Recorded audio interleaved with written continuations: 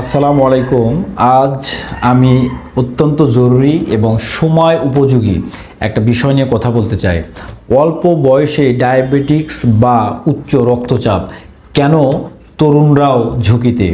একটা সময় ছিল যখন ডায়াবেটিক্স বা উচ্চ রক্তচাপকে বয়স্ক মানুষ বা বুড়ো মানুষের রোগ বলা হতো, কিন্তু আজকের বাস্তবতা একেবারেই ভিন্ন। এই রোগগুলো সাধারণত এখন 25 থেকে 30 বছর বা এর চেয়েও কম বয়সী তরুণদের মাঝেও দেখা যাচ্ছে। একটি নিঃসন্দেহে একটি ভয়ঙ্কর স্বাস্থ্য ঝুঁকির ইঙ্গিত। তাহলে প্রশ্ন হলো, কেন এই বয়সে এই তরুণরা এসব রোগে আক্রান্ত হচ্ছে? আমরা যদি গভীরভাবে চিন্তা করি তাহলে এর পেছনে কিছু নির্দিষ্ট কারণ চোখে পড়বে। প্রথমত, আমাদের খাদ্যাভ্যাস ভয়ঙ্করভাবে বদলে গেছে। এখন আমরা ফাস্টফুড, কোল্ড ড্রিঙ্কস, অতিরিক্ত চিনি বা চর্বি জাতীয় খাবারের প্রতি ঝুঁকে পড়েছি। দ্বিতীয়ত, শারীরিক পরিশ্রমের অভাব।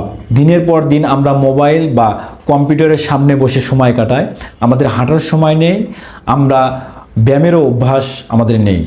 3 নম্বর, মানসিক চাপ। পড়াশোনা, চাকরি, প্রতিযোগিতা, সামাজিক প্রত্যাশা সব কিছু মিলায়া আমাদের ভিতরে এক ধরনের মানসিক চাপ কাজ করে, যা রক্তচাপ ও রক্তে চিনির মাত্রা বাড়িয়ে দিচ্ছে।